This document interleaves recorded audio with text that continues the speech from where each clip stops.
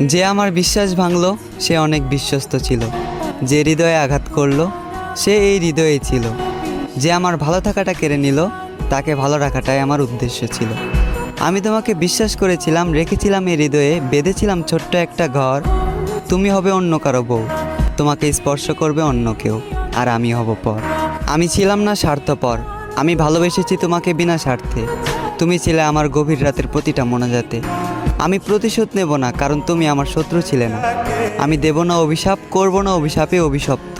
মন থেকে ভালোবেসেছি, তাই মেনে নিয়েছি। এতটুকু দুঃখ আমার প্রাপ্য। ভয়ঙ্কর ছিল তোমার আচরণ, ভয়ঙ্কর ছিল তোমার শেষের পরিবর্তন। তুমি আমাকে নিয়ে খেলা করেছ, আর আমার ভালোবাসাটা ছিল তোমার কাছে পুতুল খেলার মতন, যে খেলায় তোমার হলো জিত আর আমার হলো মরণ।